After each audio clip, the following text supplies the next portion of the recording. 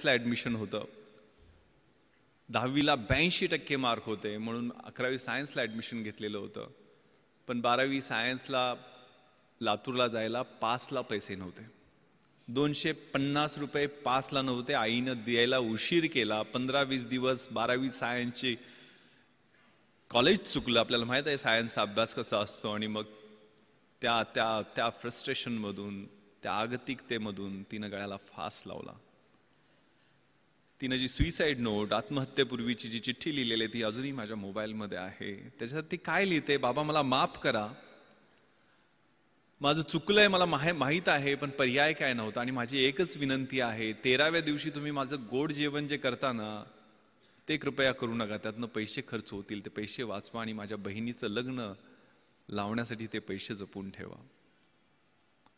माहित नाही 69 वर्ष होऊन गेली स्वातंत्र्याला, अशी परिस्थिती आपल्याला सामोरी जावी लागते. दुसरी एक घटना तिथली शेजारची परळी वैजनाथ, त्या ठिकाणी मी एक वेगळ्या कार्यक्रमाला गेलेलो होतो.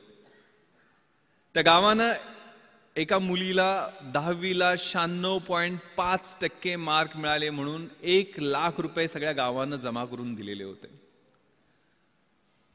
आता ही 96.5% मार्क मिळालेली 10वीतली मुलगी कुठल्या IAS IPS किंवा शिक्षकाच्या किंवा कुठल्या मध्यमवर्गीयाच्या किंवा कुठल्या उद्योगाच्या घरातली नव्हती.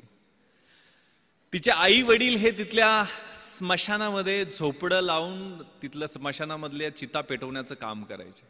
घरात लाईट सुद्धा नव्हती. दिवा कधी कधी विजला की स्मशानात चितेचा जो अग्नी असतो त्या आगीच्या उजेडात अभ्यास करून तिनं 96.5% मार्क मिळवलेले होते.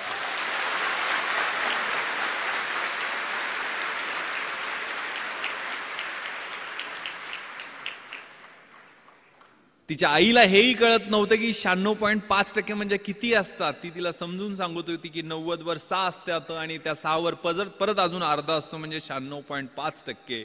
ज्यावेळेला तिचा चेक तो 1 लाख रुपयाचा देऊन तिचा सत्कार केला, तिचे हात थरथरत होते. तिनं ज्यावेळेला उत्तर त्या सत्काराला भाषण देऊन केलं ते इतकं प्रतिम होतं. ती काय म्हणाली की साहेब मला बी हैदराबादला जायचंय, पण हैदराबादला मला त्या सैराट मधल्या परशा आणि आर्ची सारखं पळून जायचं नाहीये.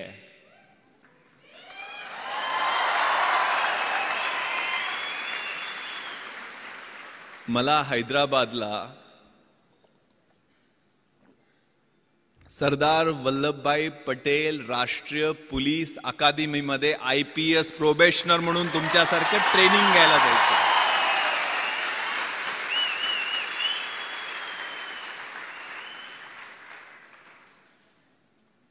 मला माझा भूतकाळ आठवला. कोल्हापुरातनं एक पत्र्याची पेटी घेऊन STला पैसे जास्त लागायचे म्हणून ट्रकात बसून पुढच्या ठिकाणी पत्र्याच्या पेटीत पुस्तक होती फक्त, दुसरं काहीच नव्हतं. एक जीन्स, एक गोल्या गळ्याचा T-शर्ट आणि 2-3 फाटकी तुटकी कपडे घेऊन गेलेलो. 1993 साली आठवतंय. मनामध्ये स्वप्न होती, मोठी स्वप्न होती. पण तिथं गेलो त्यावेळेला परिस्थिती वेगळी होती. राहायची कुठंच मुंबईत सोय होत नव्हती. SIC ही IAS IPS अधिकारी बनवणारी पंढरी जी आहे ती चर्चगेट आणि VTच्या मध्ये आहे की जिथं राहणं सर्वसामान्य माणसाला परवडतच नाही आहे. परंतु सुदैवानं आमदार निवास आहेत. तर कुलाब्याच्या समोर ते मॅजेस्टिक आमदार निवासमध्ये पेटी टाकली, पत्र्याची पेटी ठेवली. पण आपल्याला माहित आहे सगळे कार्यकर्ते आमदार निवासमध्ये त्या कुलाबा कॉजवेवर काय काय खातात आणि संध्याकाळी कसले कसले वास सोडतात सांगू शकत नाही आहे. झोपच लागायची नाही. मग ते बाहेर पट्टे टाकून झोपण्याचा प्रयत्न केला पण ढेकणं आणि पिसवा आणि मच्छर एवढे त्यांच्याशी स्पर्धा करत तिथं राहायला लागायचं. तिथनंच 2 मिनिटाच्या अंतरावर यशोधन, सुनीती, सुरुची IAS IPS अधिकाऱ्यांच्या क्वार्टर्स आहेत. जिथनं लाल दिव्याच्या गाडीतनं झगमगीत सुटाबुटातले अधिकारी उतरायचे, त्यांच्याकडे पाहत लांबून उभा राहून बघायचो. तिथंच सर्वंट क्वार्टर्स त्यांच्या अधिकाऱ्यांच्या सोयीसाठी, त्यांच्या सेवेसाठी जे सर्वंट्स असतात त्यांच्या 10 बाय 10च्या छोटे छोटे सर्वंट क्वार्टर्स आहेत. तिथं मी आदरणीय थोरात साहेबांचं स्वागत करतो आपल्याच कॅम्पसमध्ये.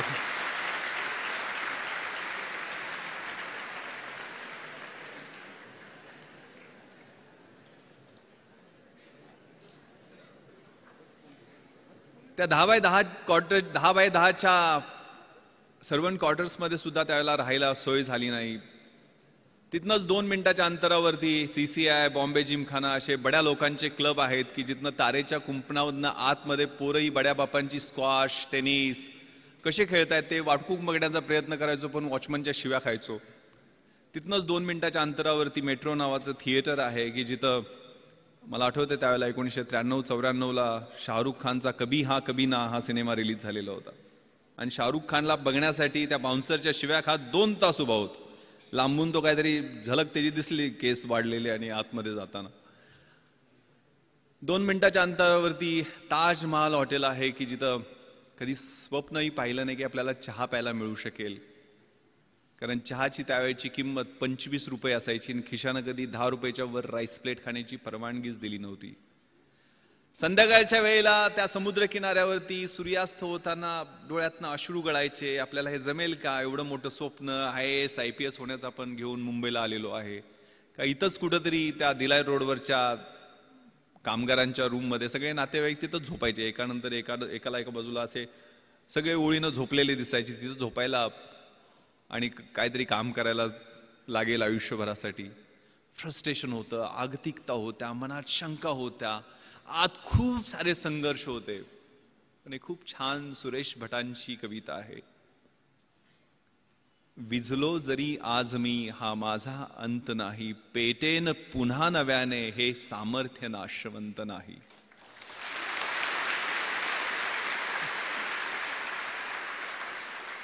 छाटले जरी पंख माझे, छाटले जरी पंख माझे, पुन्हा उडेन मी, अडवू शकेल मजला अजूनशी भिंत नाही.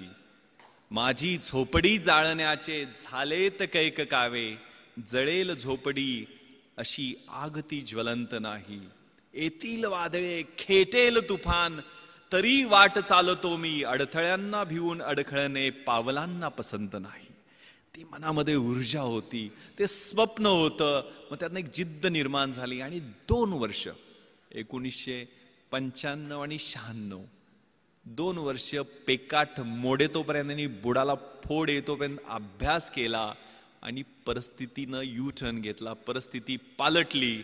IPS मध्ये निवड झाली. मुंबईत डेप्टी कमिशनर ऑफ पोलीस म्हणून नेमणूक झाली. ज्या ठिकाणी 10x10च्या सर्वंट क्वार्टरमध्ये झोपायला जागा शोधत होतो त्याच ठिकाणी 2200 स्क्वेअर फीटचा आलिशान फ्लॅट मरीन ड्राईव्हवरती शासनानं राहायला दिला.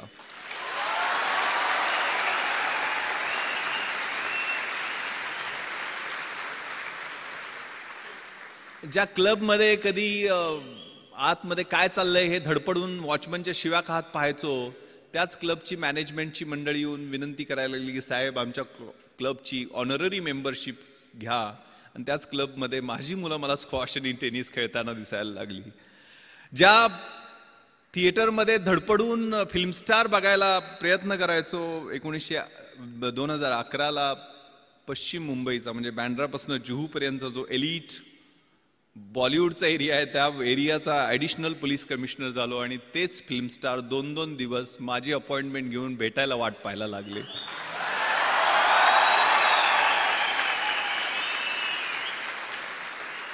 ज्या ताजमध्ये कधी चहा प्यायचंही स्वप्न पाहिलं नाही, त्याच ताजमध्ये 26/11च्या रात्री सगळ्यात जास्त मी आणि माझ्या सहकाऱ्यांची वाट पाहिली गेली. तिथंच अतिरेक्यांची 2 हात केल्यामुळे राष्ट्रपतींचं शौर्य पदक आम्हाला प्रदान करण्यात आलं. मी हे माझं कौतुक करण्यासाठी सांगत नाही आहे. एक फाटक्या चड्डीतनं सुरुवात शाळेत केलेली ती कुठंपर्यंत कशा पद्धतीनं ते मला सैराटमध्ये असं लपून चालायला लागायचं लहानपणी, आठवतंय मला. तर ती परिस्थिती कशी बदलू शकते त्यासाठी मनगटात किलिंग इन्स्टिंक्ट, लाथ मारीन तिथं पाणी काढीन ही जिद्द, हे तुमचं वय आहे. त्या वयामध्ये तुम्ही आहात, क्रुशियल वयामध्ये आहात. आणि ते मग साकार करण्यासाठी काय कर, मी एकटाच नव्हतो. मी माझ्या गावातनं एकटा नव्हतो. आमच्या गावातनं ज्यावेळेला मुंबईसारख्या 1.5 कोटी लोकसंख्येच्या शहरातनं एकही मुलगा IAS IPS आणि IFS मध्ये नव्हता, त्यावेळेला कोकरूडमधनं आमच्या छोट्याशा गावातनं आम्ही 3 जण IAS IPS आणि IFS मध्ये सिलेक्ट झालेलो होतो.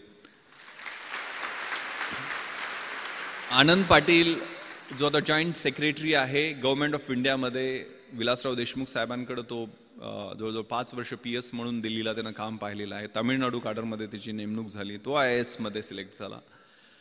मी IPS मध्ये आता पश्चिम महाराष्ट्राचा IG म्हणून काम करतोय. 2 वर्षापूर्वी मी अमेरिकेला पोस्ट ब्लास्ट इन्व्हेस्टिगेशनचं ट्रेनिंग तिथल्या गव्हर्नमेंट ऑफ USAने आम्हाला बोलवलेलं होतं, ज्यांनी 26-11 मध्ये चांगलं काम केलं.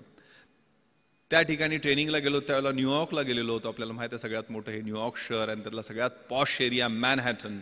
आणि मॅनहॅटनमध्ये सगळ्यात पॉश भाग म्हणजे टाइम्स स्क्वेअर. आणि टाइम्स स्क्वेअरला लागून 27व्या स्ट्रीटवरती इंडियन एम्बॅसीचं ऑफिस आहे. आणि तिथं मी त्या एम्बॅसीच्या ऑफिसमध्ये गेलो. त्यावेळेला 450-500 स्क्वेअर फीटच्या आलिशान ऑफिसमध्ये एक शेतकऱ्याचं पोरग फर्स्ट सेक्रेटरी म्हणून त्या ऑफिसमध्ये बसलेला होता, सुगंध चौगले.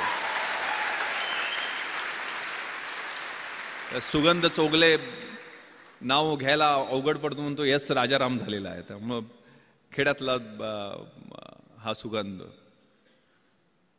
त्याच्यासाठी काय केलं होतं? दुसरं तिसरं काही केलं नाही. एकच नाव समोर ठेवलं आणि एकच मंत्र म्हणत होतो, शिवाजी, शिवाजी आणि शिवाजी.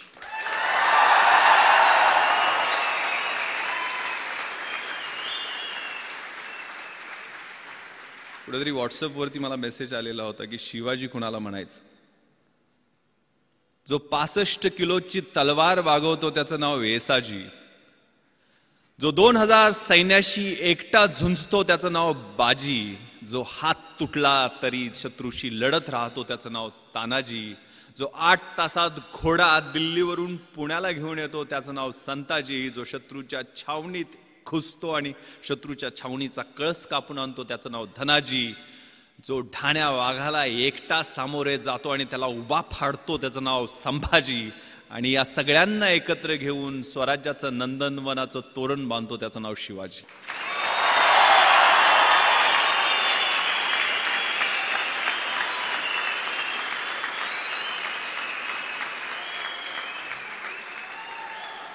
सोळाव्या वर्षी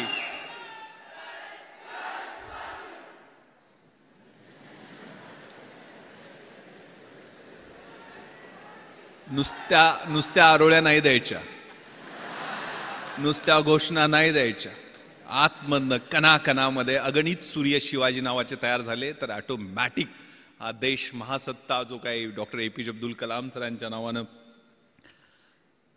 राजवर्धननी काहीतरी एक स्पर्धा परीक्षा केंद्र बनवण्याचं ठरवलेलं आहे. त्यांच्या प्रॉपर्टीची list doctor APJ Abdul Kalam सरांच्या वाचत होतो मी. काय जाताना घेऊन गेले, ज्यांनी आम्हाला स्वप्न पाहायला शिकवलं. मंजिले उन्हीं को मिलती है जिनके सपनों में जान होती है. यूं ही पंख होने से कुछ नहीं होता, हौसलों से उड़ान होती है. तो हौसला, ती जिद्द, ती इच्छाशक्ती. त्या कलाम सरांच्या प्रॉपर्टीच्या लिस्टमध्ये होतं. त्यांच्याकडे काय होतं? 3 ट्राउझर्स, 6 शर्ट, 2 सूट, म्हणजे सूट कोट घालायचे, 2500 पुस्तकं, एक फ्लॅट होता तो पण त्यांनी सायंटिस्टच्या ज्या कम्युनिटी आहेत त्यांना डोनेट केलेला होता. TV नाही, फ्रीज नाही, वॉशिंग मशीन नाही, काही नाही आहे. परंतु 125 कोटी भारतीयांचं प्रेम आणि मन जिंकून ते निघून गेलेले होते.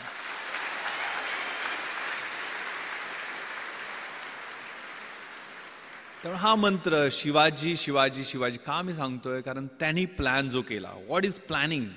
सगळं मॅनेजमेंट, सगळं काही शिकायचं असेल तर छत्रपती शिवरायांच्या चरित्रातनं शिकायला पाहिजे. What is planning? Deciding in advance what to do, when to do, how to do, who is suppose to do it. कसं करायचं, काय करायचं, केव्हा करायचं, त्याचं नियोजन कशा पद्धतीनं करायचं, याला प्लॅनिंग म्हणतात. आणि प्लॅनिंगसाठी आपल्या समोरचं चॅलेंज कोणतं आहे, आपल्या समोरचं आव्हान कोणतं आहे, आपला ॲडव्हर्सरी कोण आहे, आपला शत्रू कोण आहे, परीक्षा समोर धरा. परीक्षेला समोर धरलं आणि एक सून झू नावाचा चिनी युद्धशास्त्रज्ञ आहे, त्यानं खूप छान विश्लेषण, आर्ट ऑफ वॉर नावाचा 511 बिफोर क्राइस्ट त्यांनी ग्रंथ लिहिलेला आहे. त्याच्यात त्यांनी विश्लेषण केलेलं आहे. If you know yourself, युद्धशास्त्रातलं हे तत्व आहे जे आपल्या आयुष्यामध्ये तेवढंच लागू पडतं. If you know yourself and if you know your enemy, you need not worry about the result of 100 battles. तुम्हाला स्वतःबद्दल पूर्ण माहिती असेल आणि शत्रूबद्दल पूर्ण माहिती असेल तर 100च्या 100 युद्धामध्ये तुमचा विजय निश्चित आहे. पण माहिती कशा पद्धतीचं विश्लेषण, स्वॉट प्रिन्सिपल आपण वाचलेलं असतं. Strength, weaknesses, opportunities and threats. आपली बलस्थानं कोणती आहेत, आपली दुर्बल स्थानं कोणती आहेत, आपल्या समोरच्या संधी कोणत्या आहेत आणि आपल्या समोरचे धोके कोणते आहेत याचं योग्य विश्लेषण स्वतःचं आणि शत्रूचं, म्हणजे परीक्षा असेल तर परीक्षेचं. सिलेबस कसा आहे, प्रश्नपत्रिका कशा येणार आहेत, गेल्या 10 वर्षातल्या कशा आहेत, पुढच्या कशा येऊ शकतील, सिलेबसमध्ये व्हॉट टू डू आणि व्हॉट नॉट टू डू हे कशा पद्धतीनं करायचं ते तुम्ही ठरवता का, त्याच्यावर काम करता का, नियोजन करता का, आणि त्याच्यानंतर स्मार्ट पद्धतीने. What is smart? Specific, measurable, attainable, realistic and time bound. स्मार्टचं फुल फॉर्म आहे. तशा पद्धतीनं तुम्ही अभ्यासाचं नियोजन करता का, आणि मग तो स्मार्ट अभ्यास असेल तर तुम्हाला यश मिळण्याचं गुणोत्तर अधिक चांगलं होत जातं.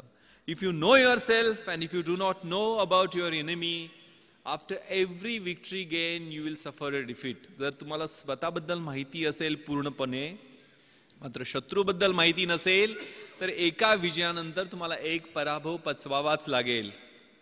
जर तुम्हाला स्वतःबद्दलही माहिती नसेल आणि शत्रूबद्दलही माहिती नसेल तर you will suffer a defeat in every other battle. जर स्वतःबद्दल पण माहिती नसेल आणि शत्रूबद्दल माहिती नसेल तर आपल्याला मार खायला लागणार हे निश्चित आहे. त्यामुळे हे विश्लेषण आपल्यातल्या पॉझिटिव्ह, निगेटिव्ह, डिस्ट्रक्टिव्ह सगळ्या गोष्टींचं विश्लेषण व्यवस्थित करून आपल्याला मार्गक्रमण करायचं. And this time is very very important. More you sweat during peace, less you bleed during war. हे युद्धशास्त्रातलं दुसरं महत्वाचं तत्व आहे की शांततेच्या काळात जास्त घाम गाळला तर युद्धाच्या काळामध्ये कमी रक्त सांडावं लागतं. ते जायचं आहे, त्याच्यात कशा पद्धतीनं गोल्स आहेत, त्याला कशा पद्धतीनं तयारी करावी लागेल. पुस्तकं मिळणं प्रॉब्लेम होता. कशी मिळवणार पुस्तकं? तर मी मोठ्या म्हणजे पश्चिम महाराष्ट्रात मी युद्ध पातळीवर प्रयत्न करून यावेळेला 33,000 गणपती मंडळांना डीजे आणि डॉल्बी लावू दिले नाहीत. 100% आम्ही यश मिळवलं की डॉल्बी पूर्ण बंद गणपती मंडळ. कारण मी गणपतीच्या आशीर्वादानं IPS मध्ये सिलेक्शन झालं माझं. त्याचं रिझन मी सांगतो. गणपती मंडळात पैसे, मग आम्ही शेतकऱ्याच्या पोरांना पैसे कुठून मिळणार? इथल्यासारख्या चांगल्या कॉलेजमध्ये किंवा इन्फ्रास्ट्रक्चर असणाऱ्या कॉलेज, राजाराम कॉलेजमध्ये होतो, गव्हर्नमेंट कॉलेज होतं, तिथं काय सिव्हिल सर्व्हिसेसची पुस्तकं तुम्हाला घरी मिळतील अशी परिस्थिती नव्हती. मग आम्ही मित्र बसलो, मग काय करायचं, यावेळेला गणपती मंडळात डॉल्बी आणायचं नाही, नटी नाचवायची नाही. दरवेळेला ती नटी नाचवण्यावर भांडणं आमच्या गावात व्हायची. मग कोल्हापूर भाग आहे ना, इकडे काय परिस्थिती वेगळी नाहीये. मी नेवाशाला वगैरे जाऊन आलेलो आहे, सगळा परिसर पाहिलेला आहे तुमचा. सो एक गावे गणपती करण्याचा आम्ही निर्णय घेतला. आणि माहित आहे पोलिसांना किती टेन्शन असते. इथे इन्स्पेक्टर ओमासे बसलेले आहेत. म्हणजे मी गणपती स्तोत्र पण त्यानंतर रोज म्हणायला लागलो. प्रणम्य शिरसा देवम गौरीपुत्रम विनायकम भक्ता वासम स्मरणित्यम आयु कामार्थ सिद्धये विद्यार्थी लभते विद्या, धनार्थी लभते धनम, पुत्रार्थी लभते पुत्र, मोक्षार्थी लभते गतिम. म्हणजे ज्या देवाच्या पूजनाने प्रत्येक शुभ कार्याची सुरुवात होते, जो विद्यार्थ्याला विद्या देतो, धन पाहिजे त्याला धन देतो, अपत्य पाहिजे त्याला अपत्य देतो, मोक्ष पाहिजे त्याला मोक्ष देतो, तो गणपती बाप्पा आम्हा पोलिसांना मात्र भरपूर टेन्शन देतो. कारण त्याच्याकडे असणारं अटेन्शन. मग ते अटेन्शन आम्ही बदललं. गावातनं पैसे जमा केले आणि व्याख्यान मला घेतली. त्यावेळेला निर्मल कुमार फडकुले, शिवाजीराव भोसले असे व्याख्याते आणून सुद्धा आमचे 44,000 रुपये शिल्लक राहिले. कारण सहकार चळवळ आमच्या भागात ही चांगल्या पद्धतीनं रुजलेली आहे. सगळ्या कारखान्यांनी, सूतगिरण्यांनी चांगली मदत दिली होती. 7 का 8 हजार रुपये खर्च आले. 44,000 रुपये. मग करायचं काय याचं? तर गाववाल्यांनी वेगवेगळे प्रस्ताव दिले. कोणी म्हटलं तालीम बांधूयात, कोणी व्यायामशाळा करूयात, कोणी म्हटलं ॲम्ब्युलन्स गावात आणूया, त्याच्यासाठी अजून पैसे जमा करू. पण आम्ही प्रस्ताव दिला की हे पुस्तकासाठी पैसे आम्हाला द्या. आम्हाला काही कथा, कादंबऱ्या, नाटकं, कविता असली पुस्तकं नको. तर आम्हाला MPSC, UPSC, bank recruitment, railway recruitment, army recruitment याच्यासाठी लागणारी स्पर्धा परीक्षेची पुस्तकं पाहिजे. ते वाघिणीचं दूध आम्हाला द्या, आम्ही तुम्हाला रिझल्ट दाखवू. गाववाल्यांनी नाही होय करत पुस्तक आणायला परवानगी दिली. 44,000 रुपये आम्हाला पुस्तकासाठी मिळाले. मी आणि माझे मित्र ती लिस्ट घेऊन पुण्याला गेलो. पुण्यामध्ये जेवढी जमतील तेवढी. त्यावेळेला NCERTची पुस्तक कुठं मिळतात हे पण माहीत नव्हतं. NCERTची पुस्तक विमाननगरला कुठल्या तरी एका सेंट्रल स्कूलच्या तिथल्या लायब्ररीमध्ये मिळतात म्हटल्यानंतर तिथनं आम्ही जाऊन पुस्तकं आणली. म्हणजे हनुमान जशी संजीवनीसाठी अख्खा डोंगर घेऊन आलेला होता, तशी जेवढी मिळतील तेवढी NCERTच्या पुस्तकात ठराविकच लागतात पुस्तकं. या परीक्षेसाठी व्हॉट नॉट टू डू हे खूप महत्त्वाचं असतं. ते नियोजन, कॉमन सेन्स, परीक्षेची तयारी, म्हणजे हे UPSC साठी मी बोलत असलो तरी तुम्ही ह्या रेग्युलर गोष्टी तुमच्या रोजच्या जीवनामध्ये सवयी लावून घ्या. कारण अभ्यासाची शैली माझ्या अंगभूत मी करण्याचा प्रयत्न केला होता. मी मोटरसायकलचा नंबर दिसला तरी त्या 786 असेल तर 786 झाली.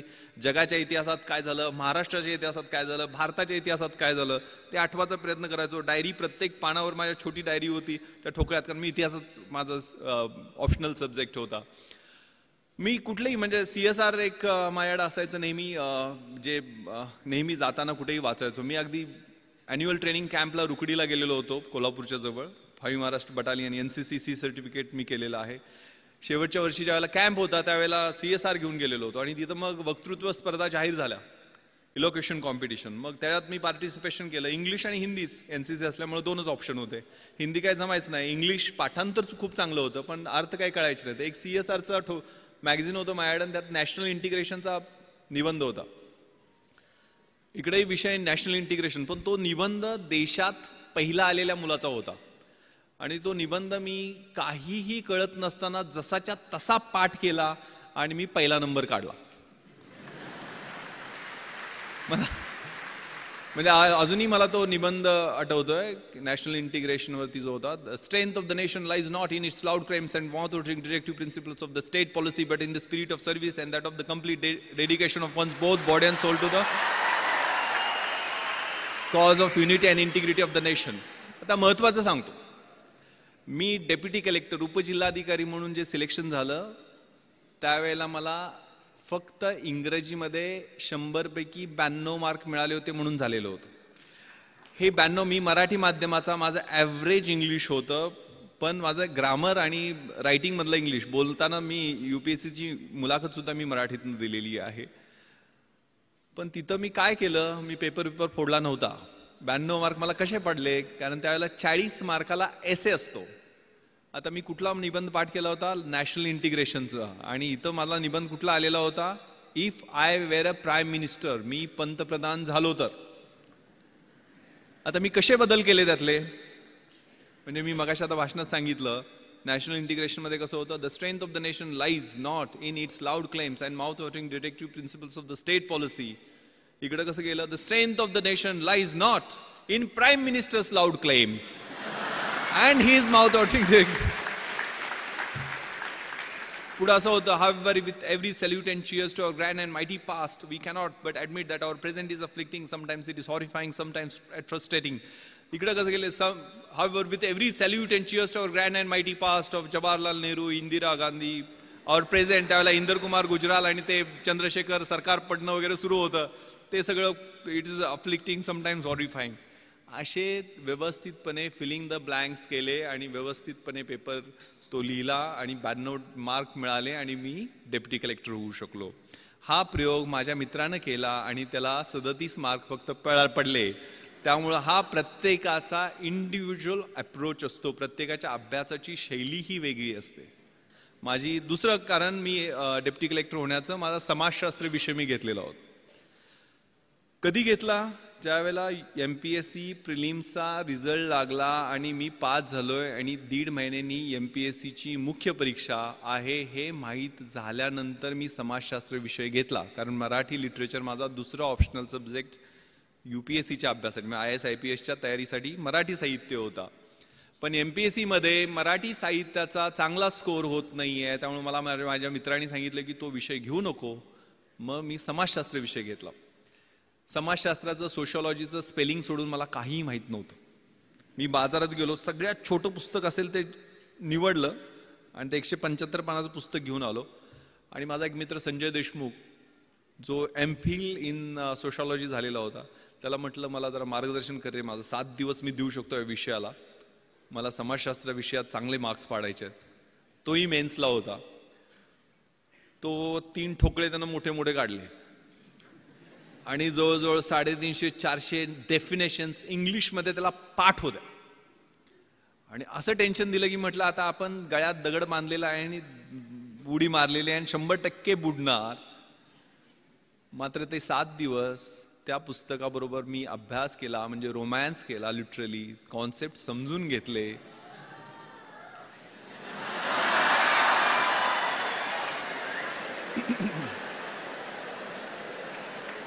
ते पुस्तक आहे 3 इडियट्स मध्ये तो पाठवतो तसं नव्हतं.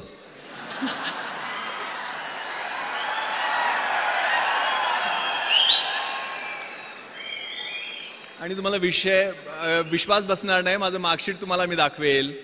ज्यावेळेला रिझल्ट लागला, जो MA इन सोशॉलॉजी होता संजय देशमुख, त्या माझ्या मित्राला 200 पैकी 80 मार्क पडले, म्हणजे 40% मार्क मिळाले.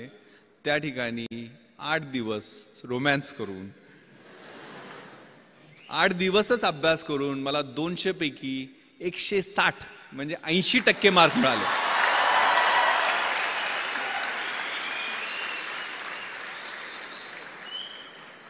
अगेन मी पेपर फोडला नव्हता, किंवा पेपर फोडून सुद्धा समाजशास्त्रात विश्लेषणा पद्धतीनं मार्क मिळत नाहीत. काय केलं मी? Common sense. रोजच्या जीवनशैलीमध्ये आपलं जे निरीक्षण असतं, आपलं ऑब्झर्वेशन असतं, ते खूप महत्वाचं आहे. प्रश्न काय होता समाजशास्त्रात? बलुतेदारी सिस्टम बद्दल प्रश्न होता. तर बलुतेदारी सिस्टम मला पुस्तकात वाचायची गरज काय आहे? माझा खेड्यात जन्म झाला आहे, ते 12 बलुतेदार, 18 बलुतेदार, तो शेतकरी, त्यांच्यात असणारी बार्टर सिस्टम, रोजचं ऑब्झर्वेशन आहे. आणि माझ्या विश्लेषणात्मक पद्धतीने मी इंडिपेंडंट त्याचं अनालिसिस केलं, कुठलंही बॅकग्राऊंड नसताना. कारण या परीक्षा म्हणजे तुमच्यातल्या ऑफिसर लाईक क्वालिटीज या पाहत असतात, चेक करत असतात. त्यामुळं या बलुतेदारी सिस्टममध्ये परफेक्ट मी विश्लेषण करून त्याचं उत्तर लिहिलं. दुसरा प्रश्न होता काय? सेक्युलरिझम, धर्मनिरपेक्षतावाद. धर्मनिरपेक्षतावाद मला सोशॉलॉजीच्या अँगलनं माहीत नव्हता, पण मला सेक्युलरिझम हे इतिहासाच्या अँगलनं खूप चांगलं माहीत होतं. कारण युरोपमध्ये 30 इयर्स वॉर झाला, त्यात ट्रिटी ऑफ ट्रॉस्की झाली, त्यातनं सेक्युलर म्हणजे प्रोटेस्टंट अँड कॅथलिक्समध्ये वॉर झालं, त्यातनं या कॉन्सेप्टचा उदय झालेला आहे. त्यामुळे त्याचं रिलेव्हन्स आपल्या देशाच्या दृष्टीने कितपत आहे, टॉलरन्स आणि सेक्युलरिझमचं कम्पॅरिझन, हे इतकं चांगल्या पद्धतीने मी जगाच्या इतिहासाच्या अनुषंगानं लिहिलं की इतरांपेक्षा वेगळं उत्तर झालं. Winners don't do different things, they do the things differently, असं काहीतरी म्हणतात. आणि मला एवढे मार्क मिळाले. त्यामुळं आपला जो ध्यास आहे, म्हणजे ज्ञानाचा ध्यास, अभ्यासाचा ध्यास, एक खूप छान संस्कृत सुभाषित मला माझ्या शिक्षकांनी, 7वीला माझं संस्कृत होतं, मी शिराळ्याला शाळेला गेलो त्यावेळेला, विद्वत्वांच नृपत्वांच नैवम तुल्य कदाचन स्वदेशे पूज्यते राजा विद्वान सर्वत्र पूज्यते. विद्वत्तेची आणि राजसत्तेची ही तुलना कधीही होऊ शकत नाही आहे, कारण राजाची त्याच्या स्वतःच्या राज्यामध्ये पूजा होत असते, परंतु विद्वानाची पूजा ही पूर्ण जगामध्ये होत असते. त्यामुळे अभ्यासाचा ध्यास ठेवायचा आहे. मी IPS मध्ये सिलेक्शन झालं त्यावेळेला माझं क्वालिफिकेशन होतं BA इतिहास, शिवाजी विद्यापीठ कोल्हापूर, मराठी माध्यम. पण मी त्यानंतर IPS झाल्यानंतर तिथं ट्रेनिंगला असताना हैदराबादला masters in police management Osmania युनिव्हर्सिटीमधनं ही मास्टर्स डिग्री घेतली. परत आल्यानंतर मी MA एक्सटर्नल मुंबई विद्यापीठातनं माझं हिस्ट्रीमध्ये कंप्लीट केलं. त्यानंतर मी लातूरला आणि नांदेडला SP असताना तिथनं मी LLB माझं कंप्लीट केलं. आणि गेल्या वर्षी मी मराठवाडा विद्यापीठातनं बाबासाहेब आंबेडकर मराठवाडा विद्यापीठामधून LLMचं फर्स्ट इयर तिथं फर्स्ट येऊन कंप्लीट केलं. आता सेकंड इयरला मला ॲडमिशन घेता आली नाही आहे, कारण 1 वर्षात माझी ट्रान्सफर झाली. शिकत राहायचं, गोल सेट करायचे, स्वतःतली जी काही फिजिकल, मेंटल आणि आतली इंटेलेक्च्युअल कपॅसिटी आहे ते वाढवत राहणं. माझ्या आयुष्यात मी 150 गोल सेट केलेले आहेत. मी आज म्हणजे माननीय थोरात साहेबांनी एवढा आग्रह केला, मी अँटीबायोटिक्सवर आहे, कारण मी माझ्या मुलीनं मला सांगितलं की तुम्ही सगळं, तिला पाहण्याची हौस आहे, म्हणजे ती म्हटली की मला ते जगातल्या गोष्टी दाखवणं, मला पार्लमेंट दाखवा, मला प्रेसिडेंट हाऊस जिथं doctor APJ Abdul Kalam sir बसायचे त्या हाऊसमध्ये घेऊन चला. म्हणून मी दिल्लीला तिला सगळ्या गोष्टी, सगळे फोर्ट तिला दाखवले, जोधपूरला घेऊन गेलो, जैसलमेरला घेऊन गेलो, बॉर्डर दाखवली, माझं बॅचमेट तिथं BSF मध्ये IG असल्यामुळं. आणि म्हणजे तिला मी सर APJ अब्दुल कलाम सरांना भेटायला गेलो त्यावेळेला तिला ऑटोग्राफ देताना तिने विचारलं, येस व्हॉट्स युअर नेम बेटा? ती म्हटली Janhavi. Okay Janhavi, do you want to become IPS officer like your father? तर ती म्हणाली, no no sir, I want to become doctor APJ Abdul Kalam.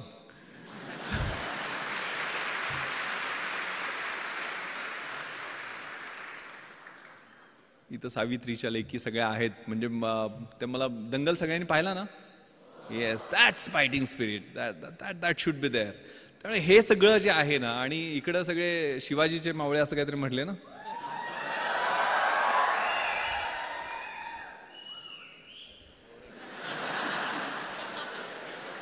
पहिल्यांदा कळालं शिवाजीचे मावळे शिट्ट्या पण घालत होते. हे खूप छान सुभाषित अगेन मला आठवतं शिक्षकांनी शिकवलेलं. यौवनम धनसंपत्ती प्रभुत्वम विवेकिता एकैकपिम अनर्थाय किमु यत्र चतुष्टयम. याचा अर्थ असा आहे, यौवन म्हणजे तारुण्य, धनसंपत्ती म्हणजे पैसे, धनसत्ता, प्रभुत्व म्हणजे सत्ता, आणि अविवेक, यातली एक एक गोष्ट तुमची वाट लावायला पुरेशी असते. आणि या सगळ्या 4 गोष्टी एकत्र आल्या तर तुमची कशी वाट लागेल याचा विचार करा. त्यामुळे कधीही जमिनीवरचे पाय आपले हालू द्यायचे नाहीयेत. परिस्थितीची जाणीव असली पाहिजे आणि मग अभ्यास करायचा. अभ्यास असा करायचा, the heights of great men reached and kept were not attained by sudden flight, but while their companions were slept they were toiling upwards in the night. जी उंची मोठी माणसं गाठतात ती थोरात साहेबांनी ज्यावेळेला 1978ला सुरुवात केली होती त्यावेळेला काय 100-150 सुद्धा विद्यार्थी नव्हते. आज 10,000 विद्यार्थी या कॅम्पसमध्ये आहेत. त्यावेळेला त्यांनी कष्ट केलेलं असतं, ते विजन असतं समोर, एक दूरदृष्टी असते, आणि त्या दृष्टीनं त्यांनी पाऊल एक एक पाऊल टाकत पुढे गेलेले असतात. त्यावेळेला नियोजन, अगेन मी चार्ज घेतलं. माझं नियोजन म्हणजे काय असतं थोडक्यात सांगतो. मी 11 जुलैला कोल्हापूर रेंजचा चार्ज घेतला. मी रोज आता IG झालोय म्हटल्यावर मी पहिल्यासारखं 24 तास काम करणार नाहीये, ठरवलं. आता SP-ना मी कामाला लावेल, मग मी रोज 10 तास काम करेल. मग 10 तास मी रोज काम केलं तर किती कामाचे दिवस माझे 31 मार्चपर्यंत होतात. 790 करेक्ट दिवस होतात. 790 दिवस माझे इन्स्पेक्शन 5 जिल्ह्यात माझ्याकडे आहेत, तर 10 दिवस 10 तास प्रत्येकी असे 5 जिल्ह्यांची इन्स्पेक्शन केल्यानंतर किती दिवस होतात. मी रोज 2 तास नागरिकांना भेटण्यासाठी देईल तर ते किती तास होतात. मी 2 तास टपाल, माझं रोजचं टपाल काढेल त्याच्यासाठी किती दिवस होतात. मी माझ्या अधिकाऱ्यांच्या मीटिंग्स रिव्ह्यूसाठी गेल ते 2-2 तास मी असे स्लॉट्स बनवले. तसे अभ्यासाचे सुद्धा मी ज्यावेळेला UPSCची तयारी करत होतो 4 तासाचा सकाळचा स्लॉट, पहाटेचा, मी 3 वाजता उठायची सवय होती. अशी सवय इतरांनी पण प्रयत्न केला आणि नापास झालेत. अगेन मी सांगतो तुम्हाला, ज्या वेळेला योग्य वाटतंय त्यावेळेला उठा आणि अभ्यासाचे 3 स्लॉट, सकाळचा 4 तासाचा, दुपारचा 4 तासाचा आणि संध्याकाळचा 4 तासाचा. मग दुपारच्या वेळेला मला झोप यायची तर मी कुठल्या त्यावेळेला मला जे कठीण विषय वाटतात ते मी त्यावेळेला घेणार नाहीये. सकाळच्या फ्रेश स्लॉटमध्ये मी ते घेईल. ज्यावेळेला मला सोपे वाटतात ते मी दुपारच्या स्लॉटमध्ये घेईल. अभ्यासात सुद्धा 1 तास वरचा ग्राफ वाढत जातो, नंतर 2 तास स्टेबल राहतो आणि तिसऱ्या वेळेला खाली येतो. तर सायंटिफिकली मी अभ्यासाचं नियोजन तशा पद्धतीनं करेल. मी जास्तीत जास्त लिहील. माझी उत्तरं इतरांपेक्षा कशी वेगळी राहतील, कारण 5 उत्तरं 60-60 मार्कांची UPSCच्या 300 मार्कांच्या प्रश्नासाठी लिहावे लागतात. एक एसेचा पेपर असतो 100, तो 3 तास बसून एकाच विषयावर 200 मार्कांचा एसे लिहावा लागतो. मग 3 तास एका विषयावर लिहायला किती आपल्याला अभ्यास असला पाहिजे किंवा किती ज्ञान असलं पाहिजे किंवा किती पद्धतीचं आपलं जजमेंट असलं पाहिजे, त्याचा लॉजिकल फ्लो कसा असला पाहिजे याची तयारी. कारण 2000 मार्कांची ती परीक्षा म्हणजे आतून बाहेरून किस काढते. तुमच्यातलं काही राहत नाहीये. त्यातल्या सगळ्या गोष्टी, 2 ऑप्शनल सब्जेक्ट्स, आता पॅटर्न कंप्लीट बदललेला आहे. त्यामुळे माझ्या वेळेच्या 2 ऑप्शनल सब्जेक्ट्स, 2 जनरल स्टडीजचे 300-300 मार्कांचे पेपर्स, एक एसेचा 200 मार्कांचा पेपर आणि मुलाखत शेवटी. असं व्यवस्थित फ्लो, म्हणजे प्रिलिमिनरी एक्झामिनेशनमध्ये 5-6 लाख मुलं बसतात. त्यात 900 सगळे असतात. मग ते पहिल्या टप्प्यातनं निघून 50,000 येतात. मग 50,000 मुलांची साधारण मेन एक्झामिनेशन ही 2000 मार्कांची, आता 1750 मार्काची होते ती मेन एक्झामिनेशन. त्यातनं मग 300 मार्कांचा इंटरव्ह्यू, आता तो 250 मार्कांचा, 275 मार्कांचा आहे. तो 3 टप्प्यातनं मग मेन एक्झामिनेशनमध्ये साधारण 2000 मुलं निघतात आणि म्हणजे पोस्ट असतील त्याच्या 2.5% टाइम्स. तर त्यातनं मग 750-800 फायनल लिस्टमध्ये येतात. त्यातले टॉपचे एक 70-80 IAS होतात. नंतरचे IPS किंवा IFS मध्ये प्रिफर करतात आपल्या प्रेफरन्सप्रमाणे, बॉडी पॅरामीटर्स प्रमाणे. नंतर IRS, रेल्वे सर्व्हिसेस, असे वेगवेगळे प्रेफरन्स. त्याचा प्लॅन, मग त्यातले काडरमध्ये नेमणूक होणं हे अजून सोन्याहून पिवळं.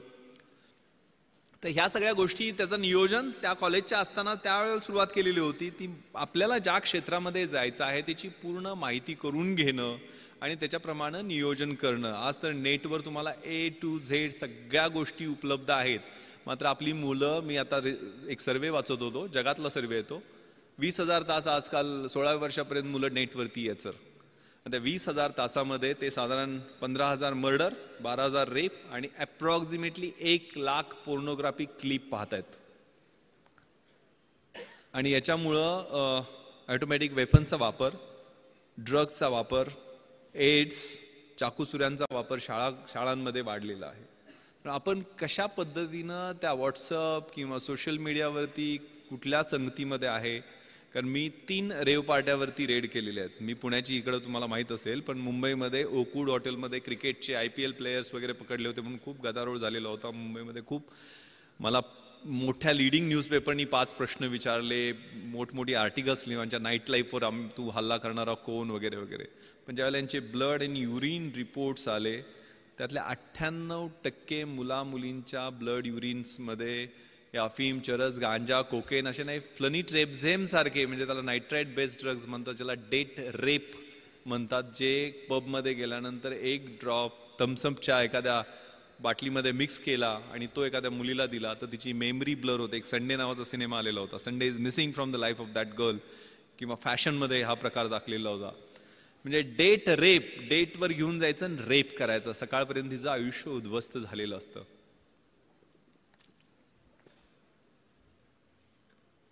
त्यामुळं आपली जागरूकता, आपण कशा पद्धतीनं कुठल्या नेटवर कशा साईट्सवरती आहोत, कारण हे सगळं कम्युनिकेशन फेसबुकवरती झालेलं होतं, ISRAtrans.com वेबसाईटवरती झालेलं होतं. इंटरनेटचं जे वर्ल्ड आहे ते खूप धोकादायक आहे. त्याच्यावर आपण सावध राहिलं पाहिजे, जपून असलं पाहिजे. आपले फोटो लोड करताना, विशेष करून लहान मुलांचे फोटो लोड करताना, मुलींचे फोटो लोड करताना आपण त्याच्या बाबतीत सावधानता बाळगली पाहिजे. यातल्या एक मुलगी माझ्या मित्राची होती, म्हणजे मी पार्टीमध्ये पकडलेली. नंतर मग कारवाई तर मी कायदेशीर सगळी केली, कुणाला काय सोडलं नाही. आणि त्यानंतर मित्र माझ्याकडे तिला काउन्सिलिंगसाठी घेऊन आलेला होता. आणि तिला मी विचारलं, एक 18-19 वर्षाची मुलगी होती, की काय करते बेटा तू हे, why do you do this, म्हणजे काय त्यातनं तुला, म्हणजे sir uncle I can't live without it. Millionaire बापाची मुलगी, पण ती म्हणते की मी ह्याच्याशिवाय जगू शकत नाहीये. म्हणजे आयुष्यामध्ये धागडधिंगा, पब, डिस्कोमध्ये ड्रग्ज घेऊन नाचणं एवढंच आयुष्य आहे का? आयुष्याच्या स्टेजेस असतात. आयुष्य आपलं 20शी मधलं कसं आहे, 30शी मधलं कसं आहे, 40शी मधलं कसं आहे, 70 झाल्यानंतर आपल्याला एक समाधानाची सुरकुती ज्या वेळेला चेहऱ्यावरती कुणाची सेवा करून मिळेल ते कसं राहील, सगळ्याचा विचार करण्याची आवश्यकता आहे. आणि सगळ्यात धोका जो जगभरामध्ये आहे तो नार्को टेररिझमचा आहे. म्हणजे टेररिझमसाठी नार्कोटिक्स मधनं मिळालेले पैसे, म्हणजे गोल्डन क्रिसेंट आणि गोल्डन ट्रँगल हे तुम्ही कुठेतरी वाचलं असेल. म्हणजे पाकिस्तान, अफगाणिस्तान हा जो बेल्ट आहे तो गोल्डन क्रिसेंटचा, आणि थायलंड, म्यानमार, लाओस हा जो बेल्ट आहे तो गोल्डन ट्रँगलचा. यातनं जो ट्रेड ड्रग्सचा होतो तो $1,000 बिलियन आहे. म्हणजे जगातल्या आयर्न अँड स्टीलच्या इंडस्ट्रीच्या टर्नओव्हरपेक्षा जास्त आहे. त्याचे टार्गेट आहेत तुम्ही मुलं. मग आजकाल जे ट्रान्स फेस्टिवल, सनबर्न फेस्टिवल आणि सगळ्या गोष्टी ज्या होत असतात त्यातनं सावध राहिलं पाहिजे आपण. कारण त्या म्युझिक, कारण मी डॉल्बी सिस्टम का बंद केली, ते राक्षस उभा राहतात, त्यातनं सुद्धा आवाज जे निर्माण होतात ते 120-130 डेसिबलचे जे आवाज आहेत ते सर्वसामान्य माणूस कानानं ऐकू शकत नाही. त्याला एक तर दारू ढोसावी लागते किंवा ड्रग्ज घ्यावे लागते. ड्रग्ज घेतल्यानंतर ते कलर्स असतात, फ्लोरोसंट कलर्स, त्याला आपण टच करू शकतो. ते म्युझिक आपल्या कानामध्ये पियर्स होताना आपल्याला जाणवत असतं. आणि स्पष्ट शब्दात सांगायचं तर शरीरा संबंधातला जो आनंद असतो तो काही तासासाठी त्या काही ड्रग्सच्या माध्यमातून मिळतो. पण त्यावेळेला तुमचं पूर्ण ब्रेन खोकला होतो, सिझलर होतो. त्याला सिझलर ड्रग असं म्हणतात. एम्फेटामाइनचे डेरिव्हेटिव्ह आहेत, MDMA वगैरे. किंवा एक्स्टसीचे जे प्रकार आहेत त्यातनं तुमची स्प्लिट पर्सनॅलिटी होते, सिझोफ्रेनिया ज्याला म्हणतो आपण. हे धोकादायक आहे. कारण मी 150 एकदा मी सगळे चेन स्नॅचर्स बोलवले होते मुंबईमध्ये ॲडिशनल कमिशनर असताना. का गुन्हे करतायत? आणि त्यातले 90% मुलं ही ड्रग्सच्या आहारी गेलेली होती. एकदा त्या सर्व सेंट्रल नर्वस सिस्टमचा ताबा घेतला अशा एखाद्या व्यसनानी, म्हणजे आणि त्या वयात, ह्या ठराविक वयात, कारण 16व्या 17व्या वर्षीच हे सगळे संसर्ग होतात.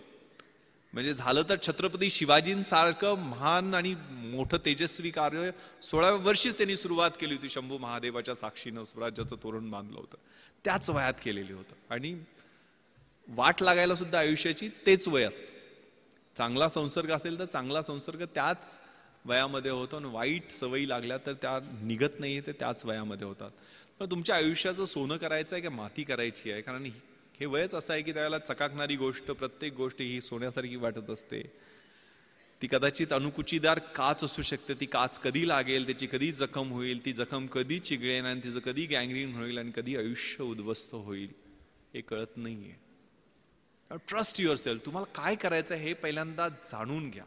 हे खूप छान प्रार्थना आहे परमेश्वराची. God grant me the serenity to accept the things which I cannot change, courage to change the things which I can, and wisdom to know the difference. परमेश्वरा, ज्या गोष्टी मी बदलू शकतो ते बदलण्याचं मला धैर्य दे, ज्या बदलू शकत नाहीये ते स्वीकारण्याचं मला सामर्थ्य दे, आणि ज्या बदलू शकतो आणि ज्या बदलू शकत नाहीये त्या दोन्ही मधला फरक ओळखण्याचं शहाणपण दे. ते शहाणपण खूप महत्वाचं आहे. शेवटचा प्रश्न मला लेफ्टनंट जनरल सुरेंद्रनाथनी विचारलेला होता की विश्वास इस दुनिया में तुम क्यों आए हो. माझं मराठी माध्यम होतं, पण हिंदी, मराठी, इंग्लिश जसं जमेल तसं. कारण आयुष्यामध्ये 5 गोष्टी महत्वाच्या आहेत. स्वतःवर विश्वास ठेवणं, नकारात्मक गोष्टीपासून किंवा नकारात्मक माणसापासून स्वतःला दूर ठेवणं, don't afraid to get fail, नापास अपयशी होण्याला न घाबरणं, स्वतःची झाकलेली मूठ 1.25 लाखाची ती सोडून देणं आणि इन्फिरियरिटी कॉम्प्लेक्स फेकून देणं, work like Hale.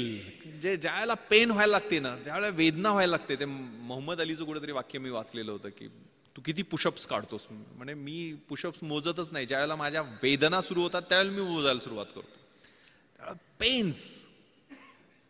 The winning horse doesn't know why it runs, it runs due to beats and pens.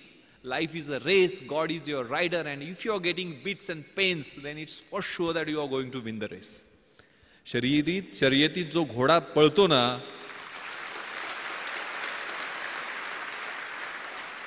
त्याला माहित नसते तो का पळतोय. त्याला जे चटके, फटके, चापकाचे ओरखाडे मिळत असतात त्यामुळे तो पळत असतो. आणि जीवन ही अशीच एक शर्यत आहे. परमेश्वर हा तुमचा रायडर आहे, आणि जर तुम्हाला ते चटके आणि फटके मिळत असतील तर परमेश्वराची इच्छा आहे की तुम्ही ती शर्यत जिंकावी.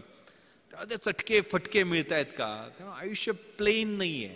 Work like hell and give something back to the society. Last, very important. आपण कशासाठी आहे, काय आहे, आणि आपण काय द्यायचं. जगातली 3 सगळ्यात सुंदर क्रियापद आहेत. To love, to help and to serve. प्रेम करणं, मदत करणं आणि सेवा करणं. ज्या ज्या वेळेला शक्य आहे त्या गोष्टीसाठी आपण तडफडून पुढे गेलं पाहिजे. त्यातनं जे समाधान मिळतं ते आपल्या सेल्फिश मोटिव्ह किंवा मटेरियलिस्टिक किंवा भौतिक गोष्टीमधनं मिळत नाही. मी जी मुलाखतीत मला शेवटचा प्रश्न विचारला होता की विश्वास इस दुनिया में क्यों आए, गोंधळून टाकणारा प्रश्न होता. UPSCचे त्यावेळेचे चेअरमन त्यांनी हा प्रश्न विचारलेला होता. मी तर स्वतःचं कर्तृत्व नाही, आई वडील मला घेऊन आले दुनियेमध्ये. पण मी त्यावेळेला त्यांना एक कविता मला आवडते सर, कदाचित ती माझ्या आयुष्याचं उद्दिष्ट मी ठरू शकेल, आणि ती कविता मी नेहमी म्हणून दाखवतो. Very meaningful poem, the poem of La Mancha. युद्धातल्या सैनिकाची ती कविता आहे. To dream the impossible dream. जे अशक्य आहे ते स्वप्न मला पाहायचं आहे. टू फाईट द अनबीटेबल फो. ज्याचा कोणी पराभव करू शकत नाही त्याला जाऊन मला हरवायचं आहे. To run where the brave dare not to go. ज्या ठिकाणी कुणी जाण्याचं धाडस करत नाही तिथे जाऊन मला धावायचं आहे. To try when your arms are too weary. माझे हात, पाय, बाहू, शरीर सगळं थकून गेलंय, त्यावेळेला मला तो एव्हरेस्ट समोर दिसतोय. तो एव्हरेस्ट गाठण्यासाठी मला एक एक पाऊल पुढे टाकायचं आहे. To reach that unreachable star. This is my quest to follow that star, no matter how hopeless, no matter how far. To fight for the right without questions, without pause. To be willing to march into the hell for heavenly cause. मला सत्यासाठी संघर्ष करायचा आहे. त्यावेळेला कोणताही प्रश्न विचारायचा नाही, कोणताही थांबा घ्यायचा नाही आहे. माझी नरकात जायचीही तयारी आहे, मात्र त्यासाठी असणारं कारण स्वर्गीय असलं पाहिजे.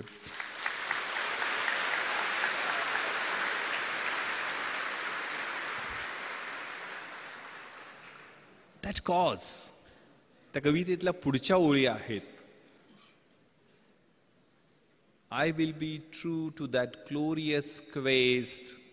My heart will lie peaceful and calm when I am late to my rest. And the word will be better for this, that one man, scorned and covered with scars, still strove with his last ounce of courage to reach that unreachable star.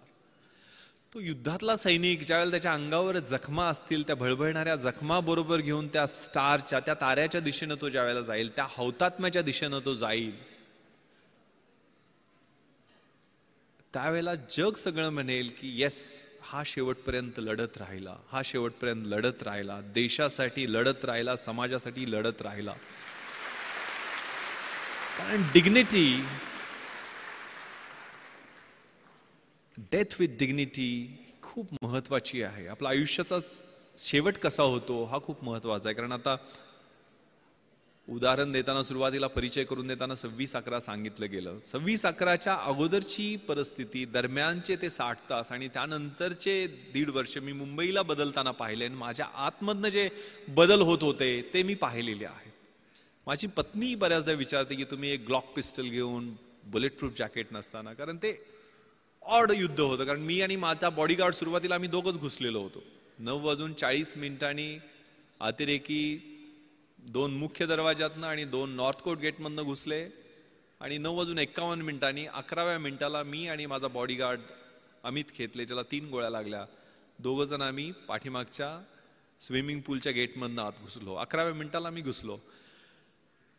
ज्या वेळेला खाली swimming पूलच्या एरियामध्ये 7-8 परकीय नागरिकांचे मृतदेह रक्ताच्या थारोळ्यात होते, त्यावेळेला खात्री होती की आपलाही इथंच एंड आहे, हीच आपली समाधी आहे. आतमध्ये 100% आपण जिवंत राहणार आहे, पण मारायचं किंवा मरायचं एवढंच ध्येय त्यावेळेला समोर होतं. त्यामुळे हात थरथरले नाहीत.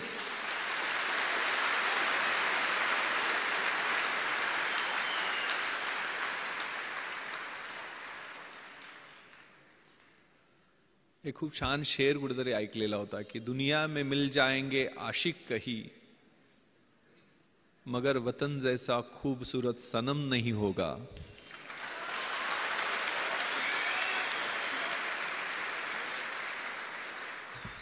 नोटों में लिपटकर सोने में समेटकर मरे हैं कई, मगर तिरंगे जैसा खूबसूरत कफन नहीं होगा.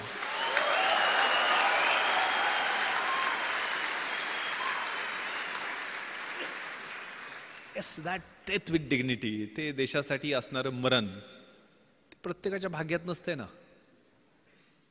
कुठेतरी हार्ट अटॅकनं मरेल, ऍक्सिडेंट मरेल, कुठेतरी काहीतरी मरेल. दॅट अट्रॅक्ट्स, त्याचं आकर्षण वाटायला लागतं. ती स्पर्धा करताना वेगळी मजा असते. कारण ज्यावेळेला आतमध्ये क्रिस्टल हॉलच्या बाहेर 3 पाठमोरे अतिरेकी, म्हणजे त्यांच्याकडे प्रत्येकाकडं एक AK-47, 6 डबल मॅगझिन, म्हणजे एका मॅगझिनमध्ये 30 गोळ्या असतात, 550-650 AK-47चे राऊंड, एक ॲडिशनल पिस्टल, त्याचे 60 ते 100 पर्यंत राऊंड, 25 ग्रेनेड प्रत्येकाकडे. एक ग्रेनेड ब्लास्ट केला तर 25 मीटरच्या परिघातला माणूस मेला तरी पाहिजे किंवा जखमी झाला पाहिजे. आणि प्लॅस्टिकच्या बॅगमध्ये 8 किलोचा RDXचा बॉम्ब, म्हणजे आपण जो पाहिला डोममध्ये, प्रत्येकाकडे एक. आणि असे 4 होते आणि आम्ही 2 जण होतो. माझ्याकडे ग्लॉक पिस्टल होती, जी कम्पॅरेटिव्हली चांगलं वेपन आहे.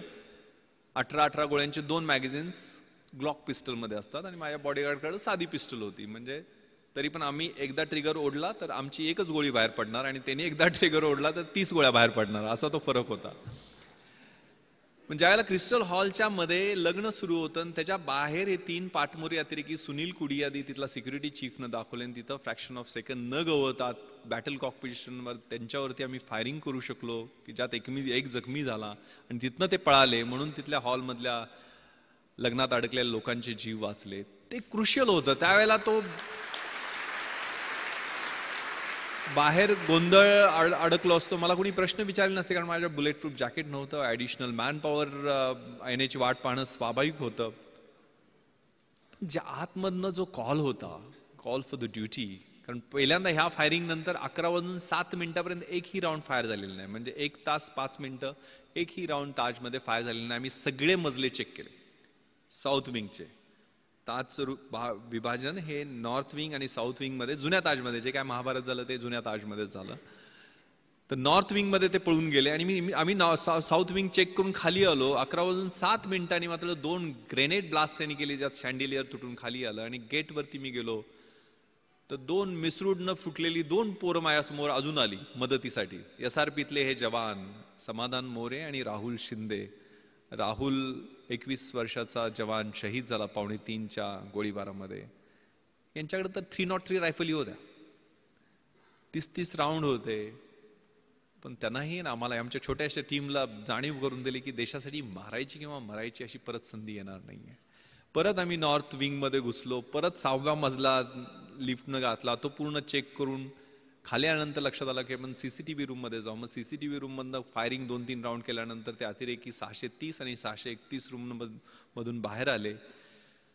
याची माहिती त्यावेळेचे commissioner of police Hasan Gafoor आणि जॉईंट कमिशनर मारिया साहेबांना दिली. आणि दोघांनी सांगितले की जोपर्यंत नेव्हल कमांडोज पोचत नाही तोपर्यंत थोपवून ठेवते, ऑन द वे आहेत. आणि त्यावेळेला उत्तर दिलं मी CPंना की सर, आम्ही जीव गेला तोपर्यंत आम्ही इथनं त्यांना खाली येऊ देणार नाही. 2:45 वाजेपर्यंत ती धुमश्चक्री आमची चालू राहिली. ज्या वेळेला ते खाली येण्याचा प्रयत्न करायचे, CCTV कंट्रोलमध्ये आम्हाला ते त्यांना कळायचं नाही की आम्हाला कसं काय कळतंय. आम्ही बाहेर जाऊन त्यांच्यावर 2-4 राऊंड फायर करायचो. 2:45 मात्र त्यांनी आमचं लोकेशन ओळखलं. पूर्ण ताज जे आहे ते लाकडी नक्षीकाम केलेलं सुंदर वास्तू असणारं हॉटेल, मोठे मोठे महागडे पेंटिंग्स. दुसऱ्या मजल्यावर त्यांनी ग्रेनेड ब्लास्ट 4थ्या मजल्यावरनं केले, कारण 2:45 त्यांनी मोठा बॉम्ब डोममध्ये ब्लास्ट केला, ज्याच्यात आग आणि ज्वाळा तुम्हाला दिसायला टीव्हीवर पाहिले असतील तुम्ही. ग्रेनेड ब्लास्टमुळं पूर्ण मजला पेटला आणि आमच्या रूममध्ये आग आणि धूर दोन्ही यायला सुरुवात झाली. आता इथं जळून मारण्यापेक्षा बाहेर लढून मरू म्हणून आम्ही लाईन फॉर्मेशनमध्ये निघायला सुरुवात केली. वरून AK-47चा बस्ट त्याने आमच्या लाईन फॉर्मेशन केला. आमची लाईन तुटली, आमच्या गोळ्या कमी पडल्या. माझ्या बॉडीगार्डला 3 गोळ्या लागल्या, 2 पायामध्ये आणि 1 पोटाला चाटून गेलेली गोळी राहुलच्या पोटात लागली आणि राहुल त्या ठिकाणी धारातीर्थी पडला. मला आठवतंय मी 2 दिवसानंतर ज्यावेळेला राहुलचा शहीद झालेला देह आणायला गेलेलो होतो, त्यावेळेला रिगर मॉर्टिसनं शरीर ताट झालेलं होतं, युनिफॉर्म जळालेला होता, पण डोळे उघडे होते. खांद्यावरती रायफलचा बट होता, ट्रिगर गार्डमध्ये उंगली होती आणि संगीनवरच्या दिशेनं थेट रोखलेलं होतं. आणि डोळे जणू बोलत होते की सर, तुमच्या शब्दाला जागलो की नाही. एक 55 वर्षाचे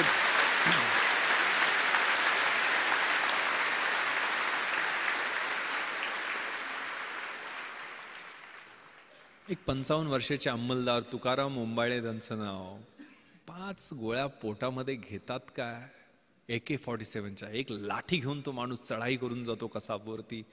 5 गोळ्या पोटात घेतल्या तरी पकड ढिली होत नाही आणि एक अतिरेकी जिवंत पकडला जातो. दिस इज मिरॅकल. न इज्जत दे, न अजमत दे, न सूरत दे, न सीरत दे, मेरे वतन के वास्ते अरब, मुझे मरने की सिर्फ हिम्मत दे. ही हिम्मत खूप महत्वाची आहे. उद्दिष्ट ठेवायचं आहे, स्वप्न ठेवायचं आहे आणि मार्गक्रमण करायचं आहे. निराश व्हायचं नाही आहे. सपोर्ट करायला तुम्हाला एवढी मोठी सिस्टम या ठिकाणी आहे. हे खूप छान कविता कुसुमाग्रजांची आहे. ओळखलत का सर मला पावसात आला कोणी, कपडे होते करदमलेले केसावरती पाणी, क्षणभर बसला नंतर हसला बोलला वरती पाहुणी, गंगामाई पाहुणी आली गेली घरट्यात राहुनी, माहेर वाशिन पोरीसारखी 4 भिंतीत नाचली, मोकळ्या हाती जाईल कशी, बायको मात्र वाचली, भिंत खचली, चूल विजली, होते नव्हते नेले, आठवणीला डोळ्यामध्ये पाणी मात्र ठेवले, कारभारणीला घेऊन सरसंगी आता लढतो आहे, चिखलगाळ काढतो आहे, पडकी भिंत बांधतो आहे, खिशाकडे हात जाताच हसत हसत उठला, पैसे नकोत सर मला जरा एकटेपणा वाटला, मोडून पडला संसार तरी मोडला नाही कणा, पाठीवरती हात ठेवून नुसतं लढ म्हणा. That fighting spirit.